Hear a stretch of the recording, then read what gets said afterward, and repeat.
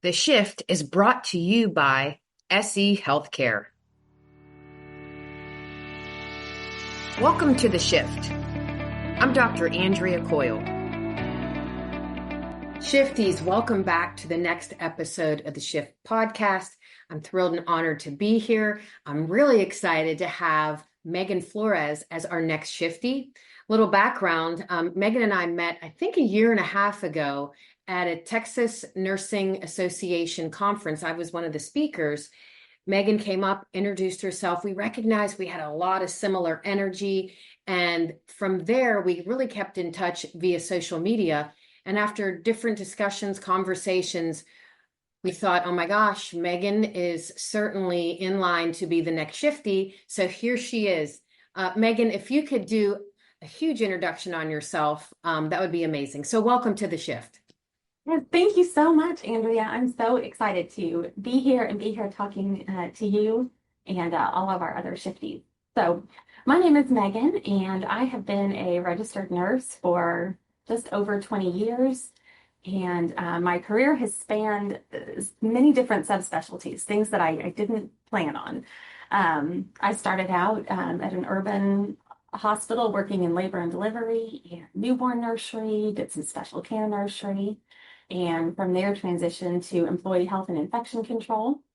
My career took a big turn that I didn't expect, but I know we'll talk about in a bit here. I ended up as a faith community nurse in a church and a director of outreach and mission. And now I am working at another large healthcare system in behavioral health. So there's a whole lot there that I have done and experienced over these last 20 plus years. I also love getting to see Andrea and everyone at the Texas Nurses Association conferences. Because aren't you, Megan, aren't you on the, tell the Shifties your role at the Texas Nurse Association, because I think that's super awesome. Oh, thank you. So I am the current president of Texas's District 3. Wonderful. And I say this all the time. It's so important, all the work that nurses do, but when you really represent your district at that level, what a great leadership role. So thank you for your leadership. Oh, absolutely. It's a joy. And the other thing I was going to mention, you came to the Texas Nurse Association, you heard me speak, and I often talk about meaningful connections, Megan. Megan, it's so important that you and I meaningfully connected that day. I think it was in the summertime. Mm-hmm. And what about what I mentioned in my presentation what made you think, I'm going to do this all over again because it got all jumbled up. Yeah.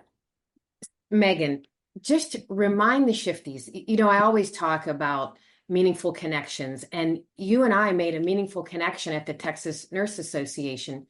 What did you hear in my presentation that made you think I need to go make a meaningful connection with Andrea, other than the fact that I stress the importance of meaningful connections? So you're a really good follower, by the way. Oh, good. Thank you. Yes, I did. And honestly, I know the exact answer to this question because I remember it very well. As you were talking, you were presenting with a good friend, and you were talking about burnout prevention and self-care, all of those kind of things. And you had this great message for nurses, but you also were very vulnerable in sharing that you were dealing with some of your own health issues and some of your own stuff going on behind the scenes. And I have been there, not with a health issue, but with, major life events and struggles and that kind of thing. And as nurses, we sometimes have to compartmentalize. And what I loved about your presentation was that it was just the whole you. You were there with all of the good things that you had to offer and all of the things that you were struggling with behind the scenes. And so that vulnerability is what absolutely drew me to you. It was like, I need to go meet her. I need to go talk to Andrea. And that was our meaningful connection, Megan, because you and I have had conversations since then. And I think, you're a great leader. And I think leaders, it's really important to be vulnerable and to be humble and to be able to ask for help when you need help. And what really intrigued me a lot about the shifts that you've made in your great leadership career is your work in the faith-based community. So I would love for you to share with myself and all the other Shifties a little bit about that faith-based community. And then you mentioned how with every shift you've been able to expand your reach. Can you elaborate on that? Because I think it's powerful. Yeah, absolutely. Yes. So I really kind of fell into that faith community nurse role. That was never something that I had planned on doing. When my oldest was born, um, gosh, let me think. So when my oldest was born, almost 17 years ago, you know, my husband at the time and I, we were involved in a church, and so we took her to the church nursery, and the church nursery needed help. And so it just started with this little bit of foot in the door. Oh, my baby's here. Let me make sure I'm here too. And it sounds odd, but from that grew more ministry and more ministry and more ministry. And the next year, I went and became certified as a faith community nurse. Sometimes you'll hear the word parish nurse. Faith community is a little more inclusive. And so we've really moved to that because it doesn't have to just be a Christian congregation. It can be a Jewish temple or a mosque. There are faith community nurses working in all areas of religious and faith organizations, faith-based organizations. And so the thing that I loved about that role was that it really allowed me to combine my own faith with the work that I was doing. And nurses do that all the time. And we'll just talk, one-on-one with patients about it or share their faith if that's a place that they're coming from. But this was in a way that it was overt. It was foundational to the work that I was doing. And the great thing about it was how it opened my eyes to the needs around me. So much of that job was connecting people to resources and seeking those out in the community who could benefit from the church's help. So those facing homelessness, those dealing with addiction, those who were going through divorce, all of these really, really difficult, heavy life changes, and having a chance to affect that and to pull people in and to really walk alongside them while they are experiencing those kind of things. So that in a very small nutshell was the faith community nursing part of that. Alongside it came, this outreach and mission component to really get people in the church outside of the church walls to engage in the community and really become a part of the community by serving. And that was very important for me as well. And then, oh, go ahead. Were you say I don't something? know if you remember this. Mhm. What I always talk about in one of my presentations is I am crystal clear on my assignment from my Mhm. Almighty. Yes, That's I my love that. Almighty. And I Yep, respect everyone else's religious beliefs or lack of religious absolutely. beliefs. So I want to be clear when I say that. And I talk about purpose. And every day when I wake up, I am crystal clear and I cannot wait to put my 2 feet on the ground to get back to my assignment that I've been blessed at my Almighty. I know what my assignment is. And I think that was a meaningful connection that you and I made. And I didn't even really put it together until after we had had a couple conversations. And that's what drew me to your work in the faith-based community, because not only do you touch a person or a family, but it truly transcends into the entire community. So it's just such incredible, incredible leadership work. And I thank you for that. Um, Yes, absolutely. the other thing I think about when you shared some of the work you do in your faith-based community, you often deal with homelessness and divorce and addiction. There's just a lot of, gosh, that stuff is heavy. It's the stuff that can't be measured on a scale. And I Yes. was wondering, do you ever pick that up and carry it home? And then it Mm. might even turn into some exhaustion or depersonalization or lack of self-efficacy, some of the burnout symptoms. Yes, absolutely. Yeah, that's a great question. And that's an issue all over nursing, of course, but then when you get these really heavy life issues, it's even more magnified. And so I've definitely experienced that. There were some days that were so heavy, I would find myself coming home and then just not even having the emotional storage, to even really be present for my kids or my husband. I mean, just exactly that burnout, right? And so I think when you find yourself in that place or you find yourself getting close to that, it is so important to just ask for help. Ask for help, ask for what you need, whether that is from your coworkers or your boss or the people around you, to your own family. I really learned how to say to my husband and kids, here's what I need, guys. For the next 10 minutes, I need XYZ. And then we can do this. And so My putting gosh, I'm going to use that. That is so good. Yes, yes. I love it. And you said something else that you had to learn to ask. I don't know if you remember this in my presentation as well. I'm a master asker. I am a self-professed master asker. I 20 love it. years ago, I didn't know how to ask for help. Yeah. And this is a true story. I was really struggling. Night shift, young kids at home, in Yeah. school, working on my dual master's degree at the time. It was a long time ago. And I was just overwhelmed. And I didn't have the strength or the courage to go speak to my nurse manager at the time to say, I need help. Because I was afraid that if I said I needed help, it would be viewed as weakness. There's stigma with that. And eventually I Absolutely. started Yeah. going to EAP. But I love, and I can't stress enough the importance to everybody listening to this, ask for help. Ask for help, ask for what you need. Yes. I have been surprised time and again that every time I do that, people are so willing to help. People want to help, especially if you're asking other nurses. That's kind of our thing, right? But even those who are non-nurses, people want to help. They want to see you succeed and they want to help you get there. So yeah, definitely. Yeah. Thank you for sharing that. It's always helpful when the shifties can relate to, we have a hard time setting boundaries because we would just want to Yeah. keep giving.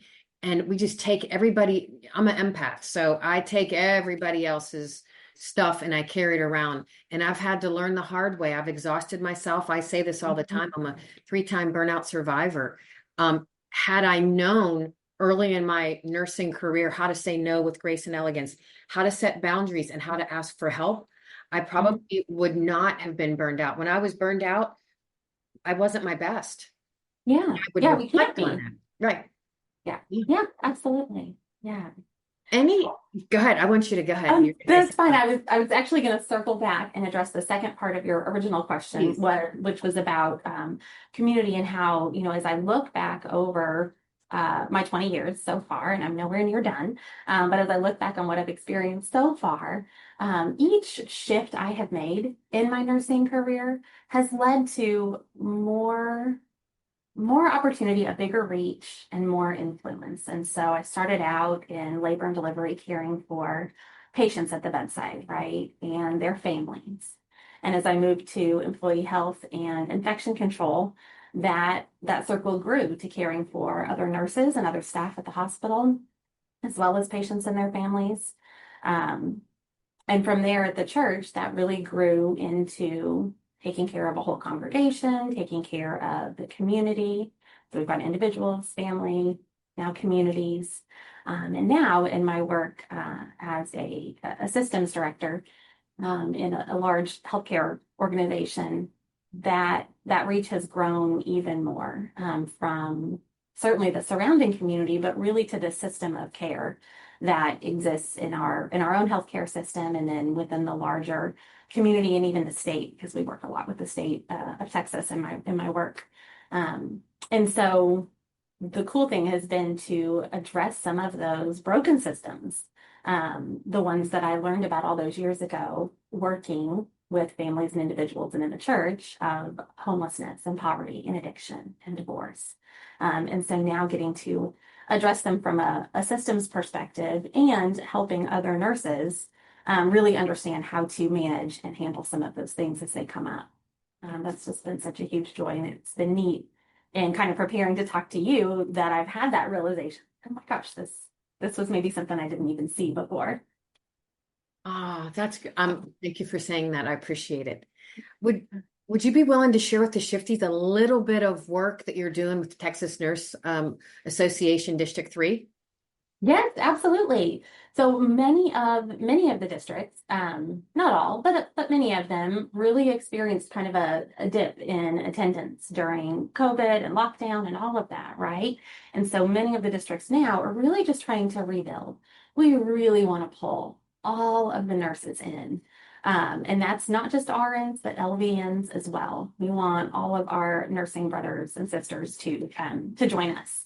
The thing I love about TNA is that it has such a wide reach in terms of working with governmental affairs, advocating for policies that are good for nurses and good for the health of communities, families, and individuals in Austin, as well as provide some really basic nursing care to our Texas nurses, whether that is support, mentorship, engagement, it's continuing education, it's all of those good things. And it's a lot of personal connection and relationship building, which is absolutely what we need coming off of the early 2020s. I love how you said that, coming off of the early 2020s. I Yes. think now more than ever, creating these connections is so important. And it's important in our profession, and it's also important for the people that we serve. How much longer is your term? I will be president through 2027, and then I'll do a year of past presidency. That's awesome. Thank you so much for your service and really supporting that community there down in Texas. Yeah, absolutely. You bet. I'm so just, and I don't want to sound matriarchal, but I'm just so proud of the work that you're doing. It's such great work. If you could share 2 takeaways for the Shifties, what would they be? All right, 2 takeaways. I would say to any of you nurses who are maybe younger, maybe more recent, and not necessarily younger in age, but younger in your nursing career. So recently graduated, right? Or those who are in nursing school now. You know that nurses make a difference. People say that all the time. But I would challenge you to stretch yourself to see the various ways that you make a difference, because it's not just with individuals at the bedside, which is what we're taught in nursing school. Mm-hmm. It is so much bigger than that. And nurses are just uniquely poised to get to see that up close and personal, and get to experience it, and then get to share that with others. And so I would challenge you to look at that big picture there. So that's one. And then the second thing I would share is to really get to know yourself in the way of, what do I need to set good boundaries and good self-care? It is just so important, as we've touched on, and as you talk about a lot, Andrea. Get to know yourself, know what works. If it's, saying, okay, I need XYZ for 10 minutes, or maybe that's not what I need. Maybe I need something else. Whatever that looks like for you, have your go-to things that will help you keep those emotional stores nice and full, so that you're not getting too close to burning out. I love it. Megan, thank you so much for being on the shift. Thank you for being the newest Shifty. Absolutely. Thank you so much for having me, Andrea. You are so welcome. It's my pleasure. So Shifties, remember, your shift makes a difference. Keep shifting. Enjoying the shift? Help us reach more nurse leaders by rating and reviewing us on your podcast app. It takes just a minute, but makes a big impact. Search for The Shift, tap those stars, and share what you love. Your feedback shapes our future episodes and helps others discover us. Remember, rate, review, and amplify the shift today.